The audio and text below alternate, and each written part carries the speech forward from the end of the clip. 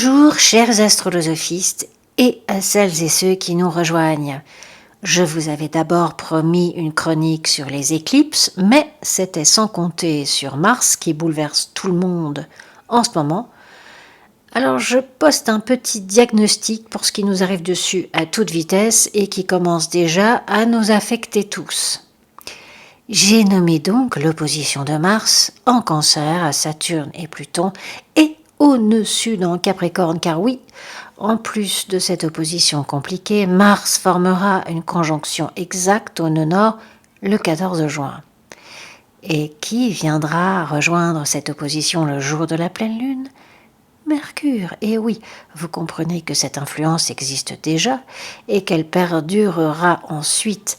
Mais ces dates-là, il vaut tout de même mieux les anticiper un peu, d'où cette petite intervention impromptue. En même temps, il ne s'agit d'alarmer personne. Je vais vous passer à la fin une astuce que m'a fait découvrir il y a quelques jours mon amie Sonia et qui peut nous aider à naviguer au mieux lors de cette configuration astrale. Commençons d'abord par l'énergie du Cancer. Le Cancer est le premier signe d'eau. C'est une énergie féminine et il crée notre première impression de ce que l'on ressent, nos émotions. C'est toujours basé sur des émotions qui viennent de l'enfance et ce que nous avons appris à travers nos expériences dans l'enfance, à travers l'environnement familial, là où on a grandi, notre famille d'origine, notre arbre généalogique, mais du côté maternel. Le Cancer, c'est la mère. Je vous rappelle que l'on doit toujours considérer le signe opposé pour comprendre ce qui se joue. Donc oui, le Cancer symbolise la mère, comme le Capricorne symbolise le père. On en a déjà parlé et vous voyez à quel point le basculement de paradigme est très très fort en ce moment, avec tout ce qui se passe sur cet axe. Donc cette énergie d'expression émotionnelle est très très sollicitée et cela va durer tout l'été. Ce n'est pas qu'elle n'existait pas avant, mais il est possible qu'elle ait été inconsciente et le fait qu'elle soit bousculée, autant va évidemment faire ressortir des frustrations, des colères et des chagrins anciens. Vous voyez, il y a un quinconce à Jupiter et cette tension va d'ailleurs exagérer cette rébellion contre ces douleurs intestines. Cela va déclencher des énergies sur comment nous ressentons les choses, sur notre vulnérabilité, la façon dont nous nous faisons confiance, dont nous exprimons nos sentiments. Ces énergies que nous minorions ou mettions sous cloche vont jaillir maintenant. On va avoir envie de les exprimer, d'exprimer ces émotions qui viennent tout droit de la copie carbone de notre enfance et bien sûr de l'héritage maternel. Mars, c'est toujours le déclencheur, le plus puissant des déclencheurs. Pensez à la maison 1 et au Bélier. C'est grâce à lui que l'on commence les choses et notamment sa vie, puisqu'au moment où l'on est expulsé du ventre de notre mère, marque notre ascendant. La façon dont on commence, dont on va commencer les choses dans sa vie, sa maison 1. Mars en Cancer, ici, forme tous ces aspects, va donc déclencher un ancien processus émotif. Cela peut être provoqué par une réflexion personnelle sur comment notre mère nous a élevés, comment elle nous a aimés, ou si nous considérons qu'elle ne nous a pas aimés. Cela peut également provoquer notre colère contre un père qui a abusé de notre mère, l'a trompé, maltraité ou empêché d'exprimer son libre arbitre, sa personnalité, ses talents. Et ça, c'est un chapitre qui vaut la peine d'être ouvert parce que pour les plus jeunes astrolosophistes, il faut essayer de s'imaginer un monde, mais qui n'est pas bien loin d'ailleurs, où vous n'auriez pas été autorisé, je parle pour les astrolosophistes femmes, vous n'auriez pas été autorisé ni de voter, 1944, ni d'avoir de compte bancaire ou un métier propre, 1965, et donc de jouir de votre salaire puisqu'il allait directement dans les poches du père ou du mari ou d'un frangin si les deux premiers étaient soit morts, soit en prison. Et on ne pouvait pas non plus avoir de contrôle sur sa sexualité parce que la contraception, à l'instar de l'avortement, était considérée comme un acte criminel. Alors, imaginez-vous à 30 ans, à 35 ans, à 40 ans, être encore traité comme un enfant. Il y a en effet de quoi devenir complètement cinglé. Et nous avons toutes et tous une femme dans notre famille qui a exprimé cette frustration, cette rage, d'une façon ou d'une autre. Cela pouvait être par un comportement impatient, irritable, colérique, parfois complètement éteint, amorphe, dominé, ou encore la fameuse immaturité que nous avons bu jusqu'à la lie. Je me souviens de ma propre mère qui ne pouvait pas parler à un homme sans prendre une voix de petite fille. Comme avec nous, elle était parfaitement normale, cette espèce de schizophrénie m'a sidérée pendant des années, jusqu'à ce que j'entrevoie le grand tableau, que je comprenne d'où venait sa programmation, mais pour ça, il faut soi-même grandir, devenir un adulte, en l'occurrence devenir une femme, soi-même. Ce sont ces énergies-là qui sont remuées, agitées.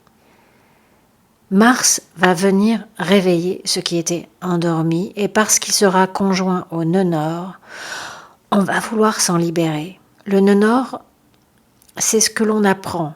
On apprend à travers nos émotions, nos sentiments, notre sensibilité. On va aller chercher ces lointaines émotions intérieures dans notre ventre, notre deuxième cerveau. Bien sûr que ça va provoquer notre colère ou celle des autres. L'opposition à Saturne et à Pluton amène une dimension personnelle, subjective. Je parle de moi, de ma souffrance. Et Saturne en Capricorne n'est jamais personnelle. Elle voit ça comme une expérience de vie naturelle. Elle dira « c'est la vie, ça s'appelle grandir, devenir adulte et prendre ses responsabilités ». Mars qui vient s'opposer à cette force, inflexible et redoutable, et rétrograde en ce moment, donc intérieure. Rétrograde, c'est une influence tournée vers l'intérieur et directe. Le rayonnement va vers l'extérieur de nous-mêmes. Donc Mars fait résistance à ce dialogue ici. Ça vient sans doute de loin et ça n'était pas du tout prévu. On était avec cette conjonction Saturne-Pluton, on était en plein travail de maturation et hop, Mars tempête juste en face, créant une vraie friction entre l'enfant que nous avons été et l'adulte que nous voulons devenir. En fait, Mars va faire résistance. Et c'est cette résistance qui peut nous blesser davantage. C'est cette résistance qu'il va falloir reconnaître physiologiquement, consciemment, pour pouvoir lâcher prise et utiliser la transformation du rayonnement de Pluton quelques jours plus tard. Mais surtout, comme dans toutes les oppositions, il nous faut trouver le point d'équilibre et créer un beau dialogue intérieur. On va devoir faire preuve de gentillesse, de bienveillance, plus que d'habitude, et surtout envers soi-même. Et qui voilà en sextile et en trigone, et qui protège cet échange de toute la force de son amour. Mais Neptune, c'est Neptune, mes enfants. Neptune qui est chez lui dans les poissons, et qui fait un magnifique trigone à ce Mars en Cancer, et un tout aussi magnifique sextile à Saturne-Pluton. Comment nous grandissons spirituellement et qui est soudain contrecarré par notre ego d'enfant qui a été blessé, abandonné, ignoré.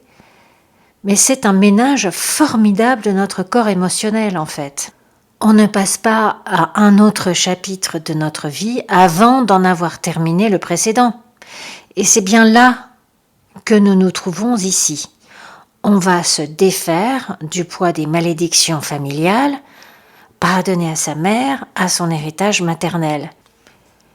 Et parce que vous allez être courageuse et courageux, et que vous allez avoir ce dialogue avec votre enfant intérieur et le consoler vous-même, vous allez pouvoir vous tourner vers votre propre voyage spirituel, votre propre force spirituelle, vers l'esprit supérieur, universel, le sacré, le divin, les anges, l'art avec un grand A, ce que Neptune représente pour vous.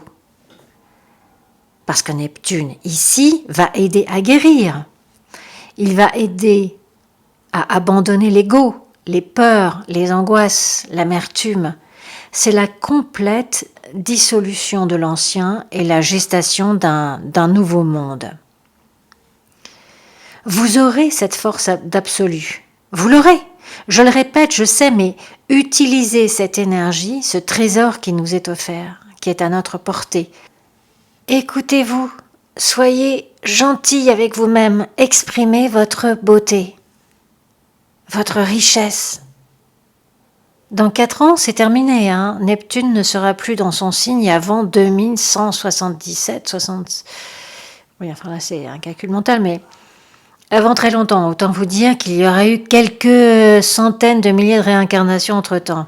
En tout cas, tous les enfants qui nous viennent depuis 2011 et jusqu'en 2025 auront Neptune en Poisson dans leur thème.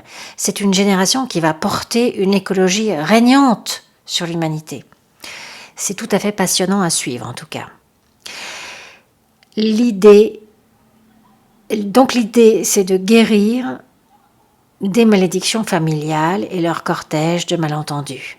De toute façon, avec la conjonction à Mercure, on va parler. On va dire les choses, on va écrire et envoyer cette fameuse lettre auquel on pense depuis peut-être des années. Il peut aussi s'agir de la rédaction d'une biographie. On est là dans une configuration de communication. En étant conscient de ce qui se joue en ce moment, on pourra l'utiliser de façon plus productive que victimaire. C'est pas du tout condescendant ce que je viens de dire. Beaucoup d'entre nous ont vraiment de quoi se plaindre, mais on va utiliser cette énergie pour se construire, pour se reconstruire, s'apporter à soi-même l'amour inconditionnel que l'on mérite absolument. Les émotions émettent de l'énergie et cette énergie a une fréquence. En répétant chaque jour une émotion qui vous amoindrit, vous restez sur une fréquence qui vous amoindrit. Et vous faites cela tout seul. L'expérience n'a rien à voir avec cette disposition. Nous créons cela nous-mêmes. Alors l'idée, c'est de faire assortir une nouvelle émotion généreuse, créative, ambitieuse. Allez, donnez-vous vous-même la main et hissez-vous sur un sommet ensoleillé qui vous porte, qui vous tient. Donc on crée une nouvelle émotion et on l'accompagne d'une nouvelle fréquence. Et c'est tout simplement ce qu'on appelle l'harmonie. Avec cette renaissance, avec cette conscience de notre quotidien, que notre quotidien n'est pas un défi, alors on peut s'ouvrir à la gratitude et on peut commencer à concevoir le reste. Faire les recherches de qui nous sommes, sonder nos rêves, aller à la rencontre de celles et ceux qui voudront bien jouer avec nous. Et vous comprenez bien, justement, que le ciel n'est même pas la limite. Rien ne limite jamais nos rêves. Jamais. Hormis nous-mêmes. Alors, allons-y, soyons créatives, soyons inventives, allons à la découverte des trésors qui ne demande qu'à jaillir de notre tête, de notre cœur et de notre soif d'aventure. Qui est le plus touché par rapport à cette configuration ? Tout le monde. Personne ne va échapper à cet aspect-là. Alors, oui, bien sûr, les signes cardinaux, si vous avez le soleil, la lune ou l'ascendant en cancer, en capricorne, en bélier ou en balance, du 2e et 3e décan, c'est-à-dire de 15 à 30 degrés, oui, vous y serez peut-être un peu plus sensible, encore que pour les cancers et les capricornes, il y a Neptune. Et vous le voyez, la lune qui pendant en plus 2 jours sera en scorpion, va former un magnifique cerf-volant, donc à voir quelle maison ces énergies vont influencer et s'organiser en conséquence. Quelle maison dans votre thème? Si vous ne savez pas quelles maisons vont être influencées, vous me le demandez dans les commentaires, je réponds à chaque fois. Ça met un petit peu de temps, sans doute, mais je réponds à chaque fois. Maintenant, je vais partager avec vous un très joli rituel que m'a présenté Sonia. Il s'agit du bonhomme d'allumette de Jacques Martel. Jacques Martel, pour celles et ceux qui ne connaissent pas, c'est celui qui a écrit l'excellent dictionnaire des malaises et des maladies dans lequel il répertorie à peu près, je sais pas, peut-être entre 800 et 900 situations qui nous handicapent gravement ou superficiellement et leur réalité métaphysique. J'avais acheté ce livre quand mes enfants étaient petits et il m'accompagne encore. Je vais vous mettre le lien. Un rituel, c'est une agréable mais surtout très efficace façon de visualiser une guérison dont on a besoin. C'est un message clair que l'on envoie à son inconscient pour traverser des épreuves ou de simples doutes ou encore des résistances personnelles. Alors, à moins d'être un grand méditateur devant l'Éternel, l'inconscient retient mieux l'intention écrite. Alors, il vous faut une feuille A4 et 7 feutres de couleur rouge, orange, jaune, verte, bleue, indigo et violette. Parce que ces couleurs représentent nos 7 chakras. Si vous n'avez pas ces couleurs-là, ce n'est pas grave. On est dans la représentation, on est dans le symbolique. Ce qui compte, c'est que vous traciez toutes ces lignes. Il s'agit en fait de rompre les prises d'attachement. On s'attache aux autres, aux choses, par habitude, par confort, par ressemblance au groupe social au sein duquel on a grandi. L'attachement vient des peurs que m'inspire une situation. Je m'attache donc à ces doutes, à ces craintes, à ces blessures que m'a causé la situation. Vous comprenez bien qu'il ne s'agit pas de bon sens, ni même d'amour ici, mais d'observer et mimiquer le comportement des autres. Par les autres, j'entends nos parents, nos tuteurs, etc. Cela n'a rien à voir avec l'amour. C'est tout simplement une situation de contrôle. Une situation de contrôle parce que quand on contrôle les choses, on pense qu'on est en confort. La fausse sécurité du contrôle sur les événements. En astrologie, en mythologie, on apprend bien évidemment tout le contraire, c'est-à-dire la métamorphose, le lâcher-prise et l'adaptation. Mais nous ne sommes ni les premiers ni les seuls animaux à procéder comme ça. Toute créature animale procède exactement de la même façon. Or, l'amour, ce n'est pas l'attachement. L'amour, c'est la confiance tranquille, laisser l'autre partir ou revenir sans jugement et ou se laisser partir soi-même et revenir, ou un événement partir ou revenir ou disparaître sans conditionner sa vie à cet événement, sans jugement. Parce qu'avec ce rituel, je vais m'apporter plus d'amour, de liberté, de sagesse. Je vais en parallèle en offrir de même à l'autre et nous extraire de l'obsession. Voilà à quoi sert le rituel du bonhomme d'allumette. Et maintenant, la pratique. Alors le rituel petit bonhomme d'allumette se déroule comme suit. Vous prenez une feuille de papier que vous allez mettre en position paysage. Vous y dessinez d'abord vous-même à gauche de la feuille, avec une tête, des bras et des jambes comme on le faisait quand on était enfant. Et vous inscrivez votre prénom et votre nom de famille sous ce dessin. à droite de la feuille, vous allez dessiner un autre personnage. Cela peut être un parent, une amie, un collègue, votre animal de compagnie, l'amour de votre vie. Peu importe, vous dessinez en allumette la figure qui vous pose problème, qui vous amène à vous questionner en ce moment. Et vous allez également écrire son nom sous ce dessin. Ensuite, vous allez dessiner un cercle de lumière autour du personnage qui vous représente. Et pour évoquer cette lumière, vous allez strier ce cercle de multiples rayons. Symboliquement, on se dit « Je veux ce qu'il y a de mieux pour moi. Je suis digne d'être aimé. » Je procède exactement à la même chose avec le personnage à droite que j'entoure d'un cercle de lumière et j'y ajoute les rayons « Je veux ce qu'il y a de mieux pour toi ». Ensuite, on entoure les deux personnages d'un cercle commun que l'on strie encore de rayons « Je souhaite ce qu'il y a de mieux pour nous deux ». Lorsqu'on a réalisé ces cercles, on va relier les deux personnages par leurs points sacrés, leurs chakras. On commence par le chakra de couleur rouge, situé au niveau du périnée et du coccyx.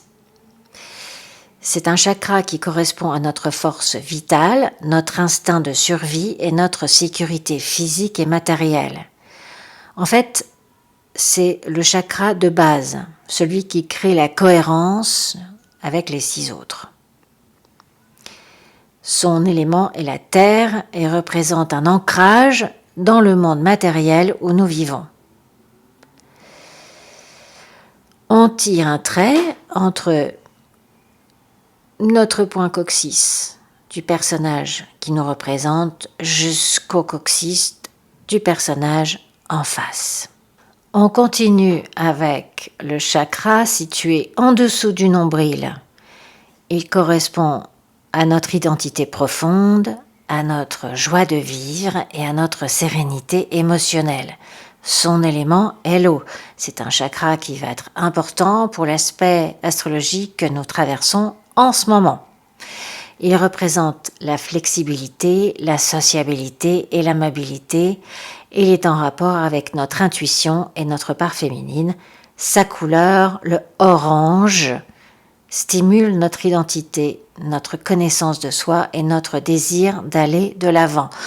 On tire un trait avec le feutre orange du nombril du corps qui nous représente jusqu'au nombril du personnage en face. Le troisième chakra est situé au niveau du plexus solaire, au-dessus de l'estomac, entre la jonction de la cage thoracique. Il correspond au siège de l'affirmation de soi, du pouvoir personnel et de nos émotions masculines. En excès, c'est un chakra qui crée un ego démesuré et une recherche excessive de pouvoir sur l'autre. Encore une fois, on est en plein dans ce genre de choses en ce moment. Sa couleur, c'est le jaune. Il stimule notre joie de vivre, notre confiance en nous et notre capacité à trouver notre place et à rayonner comme un soleil. On va tirer un trait entre le plexus solaire de notre personnage jusqu'au plexus solaire du personnage d'en face, à droite. Le quatrième chakra est situé au niveau du cœur, au centre de la poitrine, et correspond à l'amour de soi et des autres, l'amour inconditionnel, l'amour de l'univers. Pour vibrer pleinement dans cette dimension, cela suppose toutefois bien sûr, de se libérer du plan émotionnel, du chakra solaire et en particulier du non-amour de soi. Sa couleur, le vert, stimule notre capacité à aimer inconditionnellement, à recevoir cet amour universel et à vivre en paix dans le pardon. C'est la couleur de la nature, généreuse et abondante. On va en avoir besoin pendant tout l'été, vous tirez un trait avec votre feutre vert du cœur de votre personnage au cœur du personnage à droite. Le 5e chakra est situé au niveau de la gorge. Il correspond à la communication, bien sûr, à la créativité, à l'expression de soi et à la capacité à guider autrui, à parler aux autres. Il est également en rapport avec l'audition qui nous permet d'être à l'écoute de nos guides intérieurs. Sa couleur, le bleu, stimule notre capacité à communiquer, que ce soit à l'expression ou à l'écoute, que ce soit pour son monde intérieur ou en relation avec l'extérieur et les autres. Vous allez tirer un trait avec ce feutre bleu entre la gorge de votre personnage jusqu'à la gorge du personnage qui lui fait face, juste à côté à droite. On passe au chakra frontal. Le 6e chakra est situé au niveau des sourcils entre les 2 yeux. C'est le 3e œil de la connaissance que l'on retrouve dans bien des cultures. Il correspond à la conscience, à la vision de la vie, l'intuition divine, la clarté et l'unité. Il nous met en connexion avec la force immatérielle de la création. Il apporte la sagesse et le discernement qui permettent de transformer notre inspiration en don de clairvoyance. Sa couleur, c'est le bleu indigo, le bleu de la nuit. Il stimule notre capacité de perception, développe notre intuition et clarifie notre esprit. Vous allez tirer un trait avec votre feutre indigo, votre feutre bleu foncé, entre votre 3e œil sur votre personnage et le personnage à sa droite. On termine par le 7e chakra, qui est le chakra couronne et qui est situé au sommet du crâne.